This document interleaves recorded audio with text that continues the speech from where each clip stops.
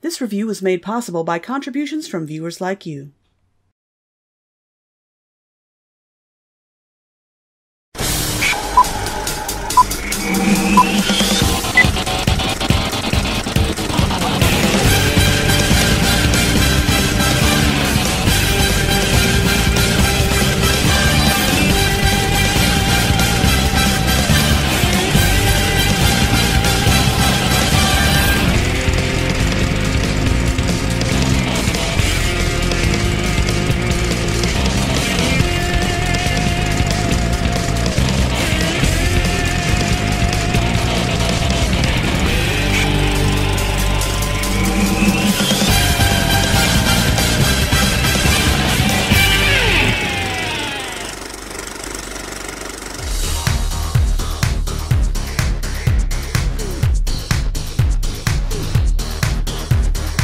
Hey guys, well, here we are, about to watch the final movie in this block of reviews, and wow, is it a doozy. Let us delve into the utter insanity that is Pup Star. Our movie opens in Chicago, where a bunch of people and their dogs are standing in line for the next recording of TV's biggest talent show, Pup Star. What's that, you're asking? It's American Idol. With dogs! Yep. No setup, no establishment, no nothing. Just, here's American Idol with dogs! This is a thing! Shut up! Rover, over here! Rover, come talk to us for just a moment. Welcome, ladies and gentlemen. There's Rover. It's really him. I'm Sadie McSpots reporting live with ETV from the red carpet with Rover. How are you reporting live? You're a dog! Do you think anyone can actually beat Bark this year? Oh, Bark's gonna be hard to beat, but we're looking for a new champion all across America right now. Be sure to tune in. Yippee bow wow! Motherfucker! Welcome everyone to the world's most popular talent show. Tonight, we're in Chicago where we are starting our cross-country search for the next Pup Star. I'm your host, Rover, and this is Pup Star! I can't believe I'm auditioning. I know, it's so exciting. So confusing is more like it. Since when could dogs and humans talk to each other? This was never a thing before now. This is like making a series of movies where everything is perfectly normal, and then in the very last movie, people can suddenly fly. And no one talks about it. What the hell's going on here? Anyway, the show is being judged by Lady Pawpaw, Dog Gnarly, who, by the way, is voiced by Ziggy Marley. And yes, that is the son of the person you're thinking of. I'll weep for you all now. Blake Shelty, and of course, Simon Growl. Hi, yes, boo-hoo to you too. And as I said to my neighbour's cat, if you can't stand the heat, get out of my oven. Charming. We then get a word from our sponsor, and, well, it's unnerving to say the least. On planet Earth, things are always evolving. Humans learn to walk, and man's best friend learned to talk. Good boy, wanting to chase a ball? Right! Throw it! You talked! Yeah, come on, mate! Get it out there! Throw it! Evolution dog treats, because evolving is only natural. Seriously. That's how they explained the dogs talking. I'm sorry, but no! That's not evolution, it's tampering in God's domain! What insane scientist is going to invent a drug that enhances intelligence and modifies one's anatomy to grant the ability to speak, and throws it into dog food? Why didn't anyone think of the human applications that could come from this? Repairing damaged vocal cords, a cure for Alzheimer's, or a wide variety of other mental defects. Enhancement for those with subpar memory. But nope, just throw that into dog food, that's fine. Look, I'm an animal lover. If science allowed me the ability to talk to my cats back in the day, I'd be all over that. But you can't expect me to believe that nobody thought about giving this stuff to humans first. This is madness! This is like inventing cold fusion and giving it to a hamster! Oh, and apparently this miracle of science is made of all-natural ingredients. I'm gonna say that at least 90% of those all-natural ingredients are grade A bullshit. And why do they give that dog an Australian accent? That's a border collie, not an Australian shepherd. You cut back to the show, where we're introduced to our main villain, the returning champ named Bark. We're going to meet a bunch of other dogs in this movie, some with dog names, some with people names. Why do we have a villain named after a noise? Star Wars would be a very different movie if its villain was named Wheeze. And just look at those incredible dance moves. Sorry, movie, but it's hard for us to believe that this dog is singing and dancing when he looks like he's terrified of the audience. Oh god, all these people, don't look at me! But this movie has one single saving grace, and it's the same saving grace that we've seen in so many other of these air-stended bud-iverse films. Kaitlyn Maher. You remember little Kaitlyn, don't you? The sweet little ray of sunshine with a song in her heart. We first met her as Tiny in Santa Buddies, then we got to see her play a couple of human characters in the Santa Paws movies, and now she's playing a dog again, whose name is, once again, Tiny. And no, this isn't the same Tiny from Santa Buddies, it's a completely different dog who just happens to have the same name and voice. Hooray for typecasting. I'm so nervous. You're gonna be great. Just look for me in the audience and pretend I'm the only one here, okay? Did you hear that? For some reason, this 10-year-old girl is replacing all of her R's with W's. And no, I'm not making fun of a little girl who is afflicted with an unfortunate speech impediment. Here's what she really sounds like. Right now we're going up to our room. Maybe we'll just do a little room tour or something. And I'll also show my outfit of the day. Yeah. She's making the conscious decision to speak like this, just so she can sound more precious and adorable, like she's playing a 4-year-old. What's the point? But, as terrible as this movie is turning out to be, I can rest assured that little Miss Mayer here is going to do the best job that she can, and make this movie at least somewhat tolerable. Go on, Kaitlyn. Show 'em what you got. If you believe in me and I believe in you, together there's nothing that we can't do. If you believe in me and I believe in you, hand in hand we'll see our whole life through. Give her the golden bone! The contest is hers! Oh, hey, look. Rosa Maria from Cheese Nooth is in the audience. Of course, they give her the golden bone, and it's off to the finals in New York with her. So everything's looking great for our little pint-sized protagonists, when suddenly...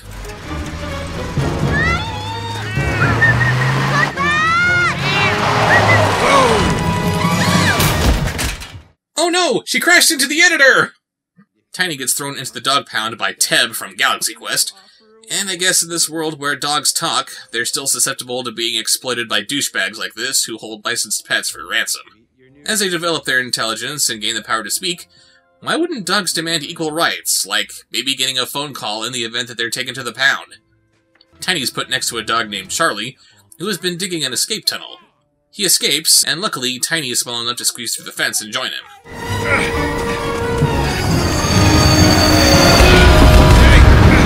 Mr. Charlie! Help! I forgot how to run, Mr. Charlie! He goes back to grab her, since she temporarily turned into a plush toy, so now they're on the lam. I guess now's the time to get some character development out of the way. You can switch trains at the next stop and go back to your family. I can't. My girl Lou is gone and it's all my fault. I'm just a stray now. Consider yourself lucky. You get to be a rolling bone like me. You don't gotta answer to nobody. But how do you play fetch? Do I look like the kind of dog that plays fetch? Or any game? I don't need anyone. You got it? Jeez, who stole your squeaky toy? You don't know the half of it, pup. Good night, Mr. Charlie. I know you're about to give us your tragic backstory, but I don't care. Good night. After a brief interlude with Daddy David DeLuise, who's offering $10,000 for Tiny's safe return, we then jump back to Tiny on the train. Wherever I am, wherever I go.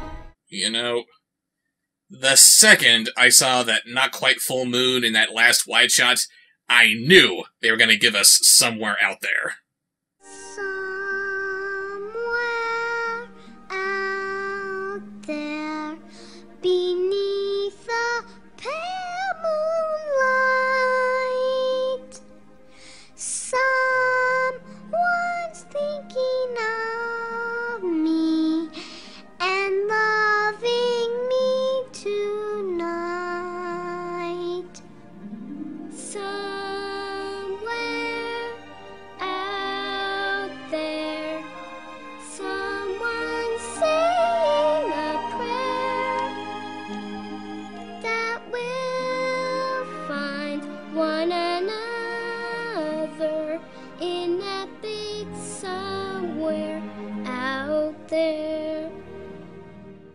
Teb enlists the help of a dog bounty hunter named Cano, voiced by a longtime veteran of the air-stended bud-iverse, Diedrich Bader, and he pays for his services with more of that evolution dog food. Okay, this is kinda creepy. He could have paid him with a nice supply of juicy T-bones or something, but he gives him more evolution dog food? Why would he need this kind of payment? Do the effects of the dog food eventually wear off? Will an intelligent dog only become more intelligent the more dog food he eats? Is he going to give this dog food to his unevolved minions and create an army of super intelligent dogs? This is getting scary! We jump back to Charlie and Tiny as they stop at New Orleans? Hang on. This movie is now taking place in New Orleans, and it's starring a dog named Charlie, and he's joined by a sweet little girl. Is this a ripoff of All Dogs Go to Heaven? Judith Barcy's looking down on this movie, and she is not happy. Meanwhile, Lou is looking for Tiny when she gets a tip from... this painfully Scottish West Highland Terrier, who says that Tiny was taken to the pound. As if the Scottish accent wouldn't be enough to give it away, they had to put him in a little tam-o'-shanter too. If they needed some dog on the street with inside information about where she could find Tiny, why not have it be given by a dog you're more likely to find on the street, like a pit bull or something? By the way, there are no bad pit bulls. Only bad pit bull owners. Back in New Orleans, Charlie comes across an old friend of his named Big Ears. You're listening to the musical stylings of the Hound Dog Diggities. Yeah, no. Black people have enough problems with white people sounding and acting black. You think that they're gonna be okay with dogs acting like this? I doubt it. Also, Big Ears here just happens to be blind. Way to whiz all over Ray Charles's memory movie. Anyway, Charlie introduces him to Tiny, and he invites her on stage to sing the blues with him. Had the blues so long, my blue. Okay, you want to tell me that there's a magical dog food that can increase a dog's intelligence and somehow give him the physical capacity to speak? Fine, whatever. The dog still doesn't have any hands! He can't play the piano! Now come on, let me hear what you can do with this. Had the blues so long. Come on now. My blue sky turned to gray. Yes, you look so sad as you're singing the blues. You know what? I'm tired of yelling at these movies that they should be better since they're made by Disney. Instead, I'm gonna show you some real Disney doggy sadness.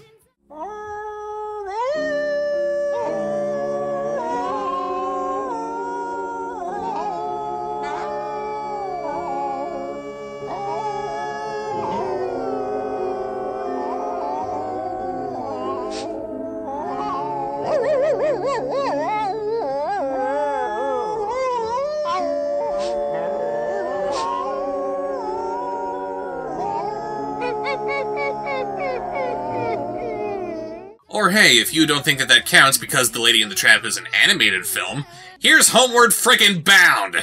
I have nothing more to give, Chance, and it's time for you to be on your own. But I want you with me.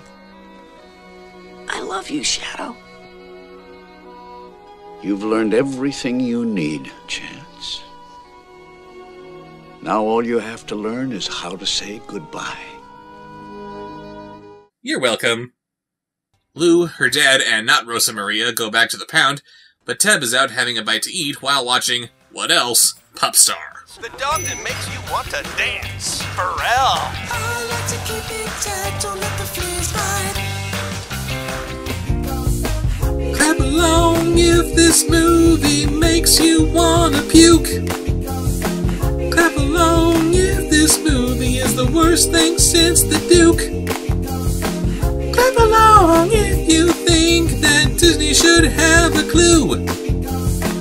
Clap along if you think I should get back to the review. Daddy tries breaking the door down, but because he's a father in a kid's movie, he's completely ineffectual. Yes. Mr. Steven, there's always a key under the mat. What? Oh. Oh boy. Why does the Latina who sounds like she isn't from around here know that little piece of information? They get inside and ask the other dogs about Tiny. I'm looking for Tiny. She's a Yorkie. Wow, she's making Tommy Wiseau sound positively Cajun. Have you ever danced with a devil in the pale moonlight? Did you? No, but I did. And I did like a devil. And personally in a hurry for some curry. And some people accuse Apu from The Simpsons of being problematic. They tell them that Charlie and Tiny went to New Orleans, because of course they would know that. And since the movie somehow got the impression that we want to see more of these dogs, they're brought along for the ride. Meanwhile, Big Ears takes Charlie and Tiny back to his place. Mr. Big Ears, if you can't see, how do you know where you're going? You're a dog! You should know how easy it is to get around just on hearing and smell alone! Hold up. I found them. Okay, I understand the eye patch and the chain. He lost his eye in an earlier scrap, and he wears the chain because he's gotta look tough. But the makeshift pentagram, the Dracula collar, is he trying to look like a Scooby-Doo villain? Luckily, Big Ears booby-trapped his houseboat, again, without hands, giving Charlie and Tiny a chance to escape. There's our ride. Up you go. Whoa, picking her up gave her rigor mortis. We briefly cut back to Lou and pals for no other reason than to show off some more Pup Star clips. Digger what? Digger rough. Y'all just got yourself a golden bone. Of course the rapping dog has gold teeth. I'm just going to ignore how incredibly racist that is, and instead ask one very important question. Whose decision was it to give him gold teeth? Did the dog do it, or did his owner? This is where we get off. Sheesh, they couldn't even give Charlie a prop dog that looks like it's hanging from his mouth? They decide to meet up with Charlie's old girlfriend in Nashville, because Legos, and they eventually come across a hippie dog hanging out in a hot air balloon. Hey you, is this your balloon? We need a lift to Nashville. The name's Murray. Murray? His name is Murray? As in the Murray who's advertising this balloon ride business? Dogs can run their own commercial enterprises? Wind's up, so the only trip I'll be going on is the one inside my mind. Do the dogs do drugs? Since discovering the magic of higher intelligence, does that mean they've discovered the magic of hallucinogens? And why does he sound like Crush from Finding Nemo? Shouldn't he be sounding more like Tommy Chong, man? Kano and Teb track them down, so off they go into the wild blue yonder. Tiny, hop in the basket. Or have Charlie carry your lifeless corpse into the basket, that works too, man. All did untie the ropes. How is he supposed to do that with no hands? Oh, he just chews through the rope. Since Murray here clearly doesn't have any kind of release system in place, I guess he's constantly buying new rope for this ballooning business of his. So they escape and...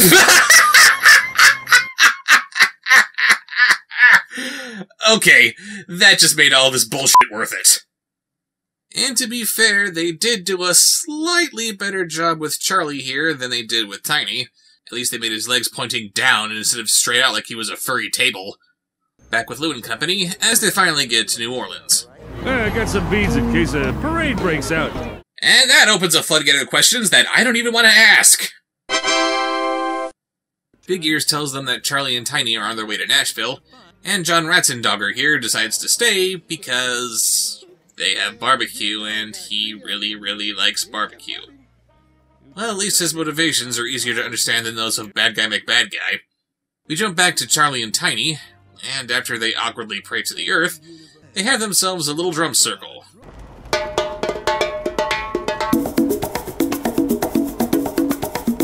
Every journey has to start somewhere. There's a rhythm that will take you there. I don't know what kind of musical genre you would call this, but that's not a drum circle. Come on, Tiny. Every journey has to start somewhere. There's a rhythm. Whoa, whoa, whoa. What? Oh my god, stop it! You're somehow making Kaitlyn Maher sound terrible! Over to you, Daddy-o. Find the beat that's within you. They have it in the budget to make little CGI mouths to make the dogs talk. How much more expensive would it really be for them to make a completely CGI Charlie and animate him so he actually looks like he's playing the tambourine? They topple over into Nashville. Murray hits the reset button on his balloon. Then we meet Charlie's old flame, Emily Rose. And to my surprise, it's another female dog who isn't a poodle. What madness is this?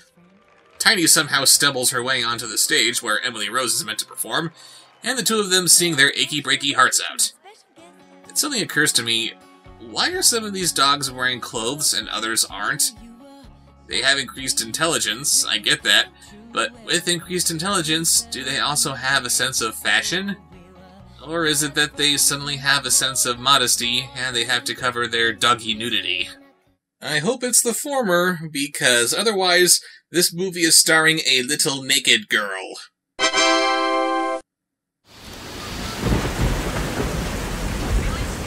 Hello?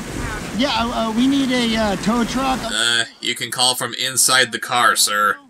They finally get their tow truck, hours later, and since the driver is loud and obnoxious, of course she's the perfect match for the flaming gay stereotype dog.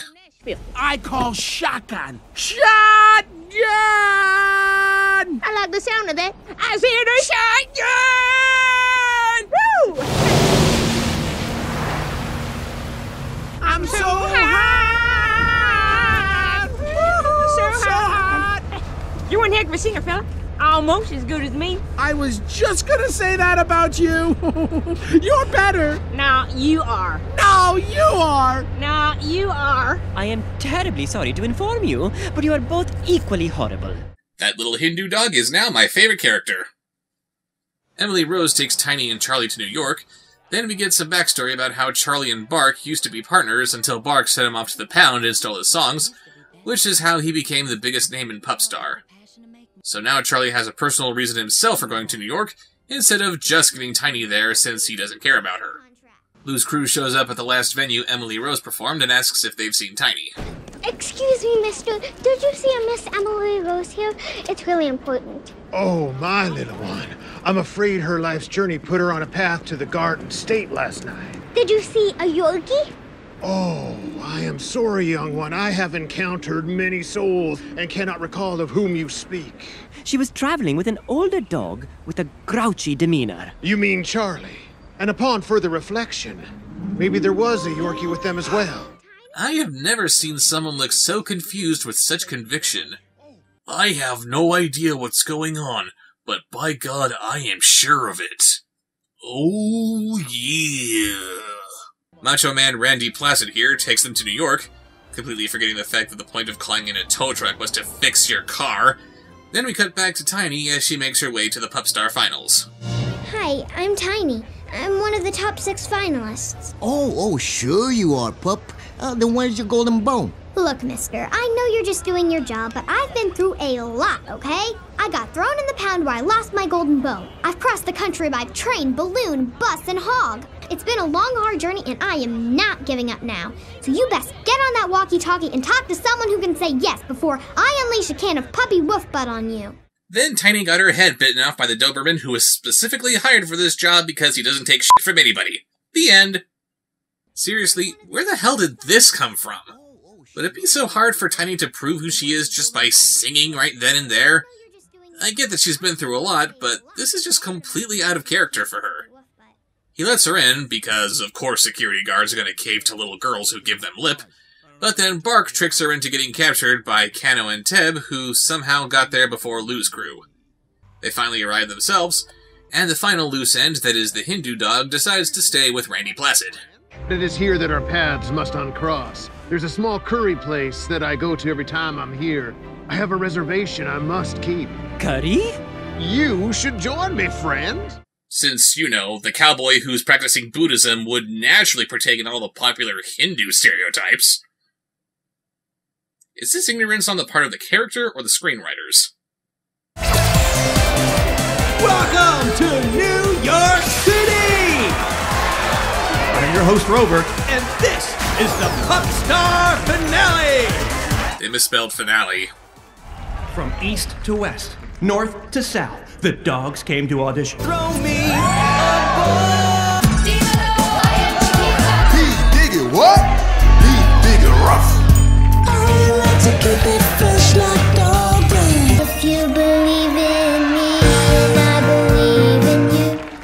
question on everyone's mind is, can this show look any more awkward? The finale finals begin with a dog named Chiquita, and she's played by a Cavalier King Charles Spaniel.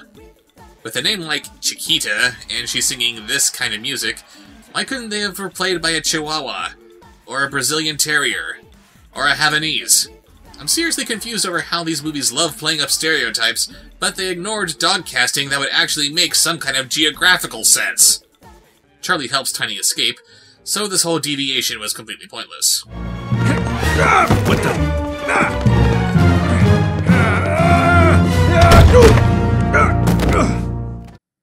You're a human!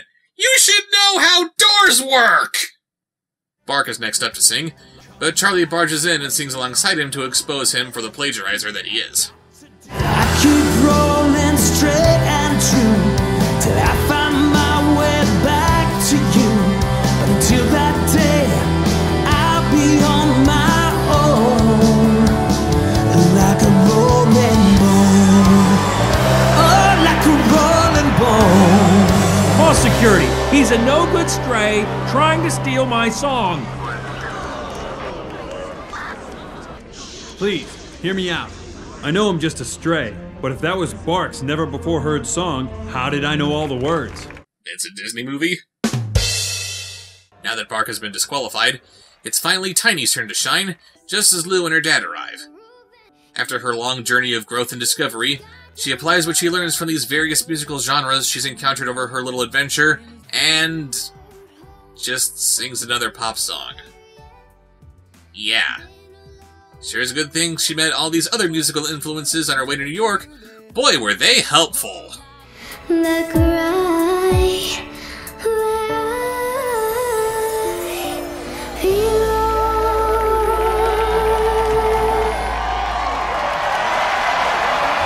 will the finalists please join me on stage? Who will it be, America? Who is your Season 10 Pup Star? Judges? The newest Pup Star is... Aw, that's cute. They're trying to create tension.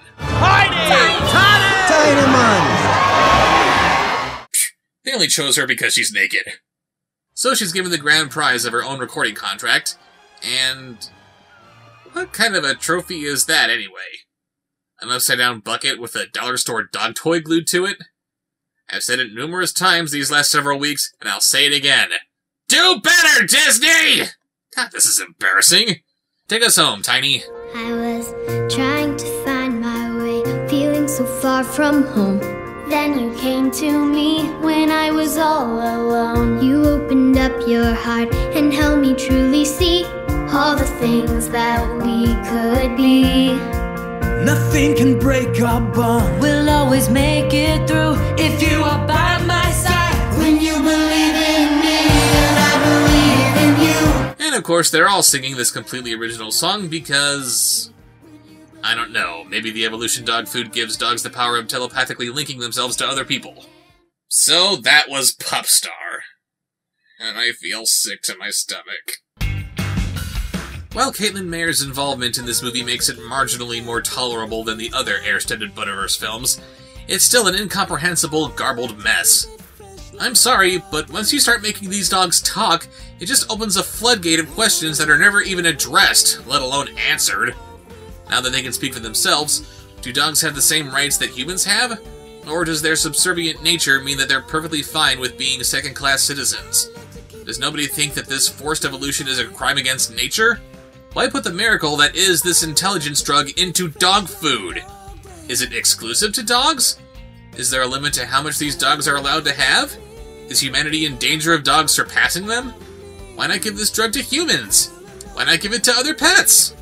Of all the different stories that you could tell about dogs gaining super intelligence, why make another generic movie about a little kid trying to get home with American Frickin' Idol playing in the background? And you want to know what the worst part of it is? There are 2 sequels to this. And Kaitlyn Maher is only going to get more and more poppy in each of them. That wonderful, sweet little voice. And she's just going to turn into another cookie-cutter, generic, paint-by-numbers Disney pop star. She was the one thing that I could look forward to in these movies, and now that's gone. I'm left with nothing. I have nothing.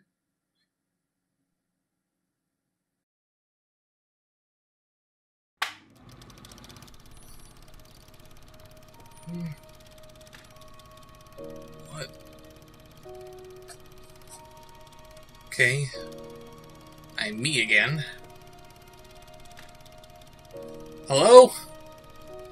Hello, Bob Show. Who are you? You know who I am. My stories are as old as time itself, but my voice is not but more than a century old. I create dreams, and dreams create me. I am the silver screen.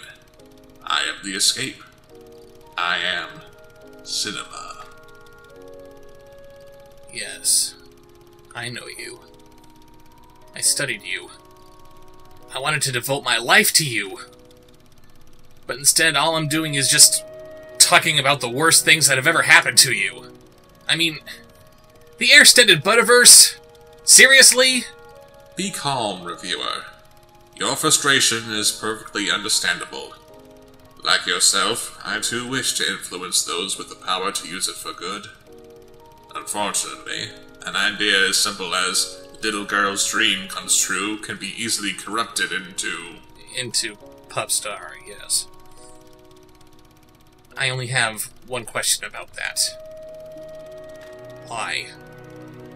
You must be the one to speak on my behalf. Changing you into different animals was the only way to endure these terrible movies. No, that's not what I mean. Why did you have to put Kaitlyn Maher in this?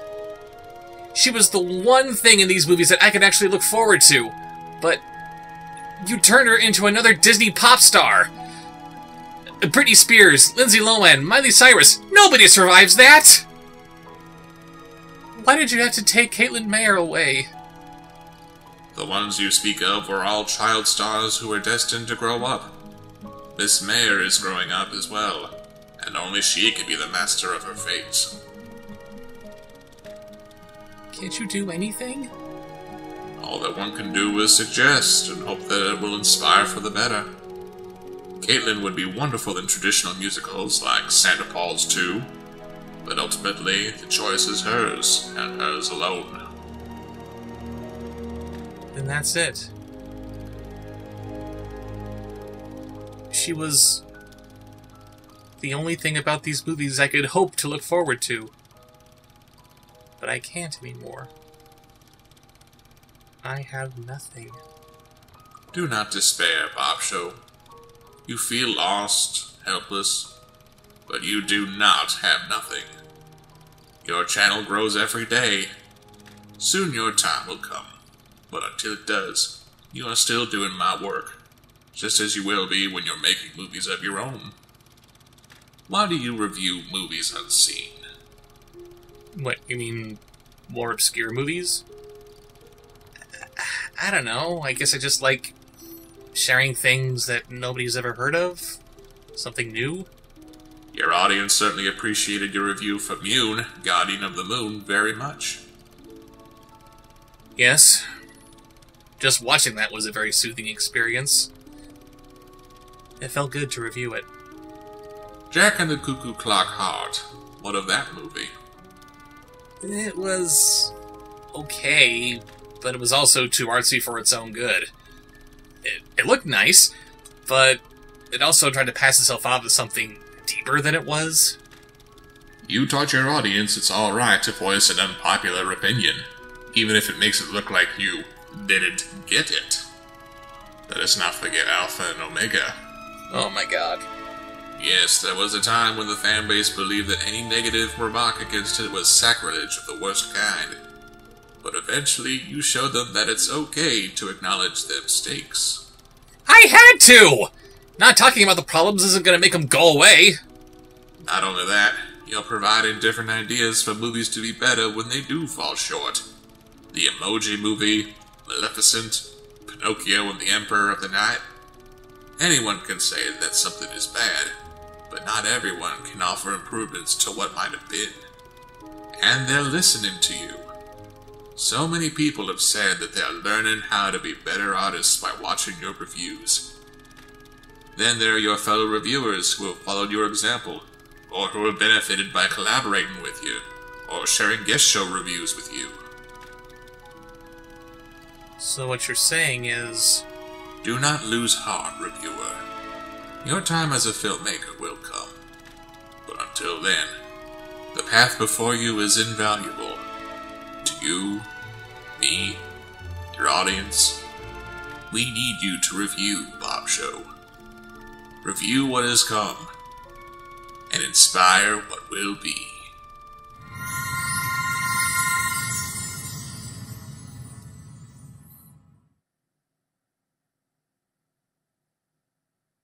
Rob?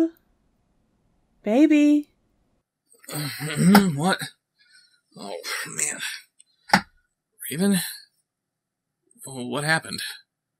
Sorry, you were all set up to review Chestnut, but you just fell asleep. You looked so peaceful, I didn't want to wake you. Are you alright? Yeah. I'm alright. And I am ready to review Chestnut, the hero of Central Park. Chestnut, the hero of Central Park, sucks. The Duke sucks. Super Bunnies sucks.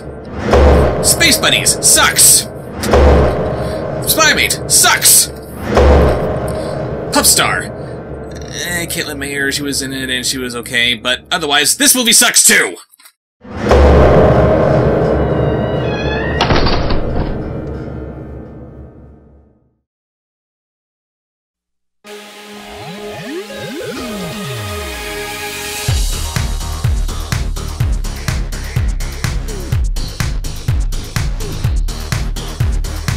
My mama told me when I was hatched, act like a superstar. Save your allowance, buy a bubble dress, and someday you will go far. I'm so completely original, my new look is all the rage. I'll wrap my small intestines round my neck and set fire to myself on stage. I wear a porcupine on my head, on a WHIM. Hey. And for no reason now I'll sing in French. Excusez-moi qui appétit. Express yourself. Got my straight jacket today, it's made of gold lame. No, not because I'm crazy, I perform this way. I strap my whip to my feet, cover myself with raw meat. I'll bet you've never seen a skirt steak worn this way. Don't be offended when you see my latest pop monstrosity. I'm strange, weird, shocking, odd, bizarre. I'm Frankenstein, I'm Avatar. There's nothing too embarrassing. I'll honestly do anything but wear white after Labor Day. Cause baby, I perform this way. You won't think it's cliche if I go nude today. Don't call the cops now, baby, I perform this way. No reason I should regret all the attention I get. I'm not completely crazy, I perform this way, yeah. I perform this way, hey, I perform this way, hey. I'm always deviating from the norm this way, hey. I perform this way, hey, I perform this way, hey. I'm really not insane, I just perform this way, hey. I'm a joker, and jog is on you! Yeah!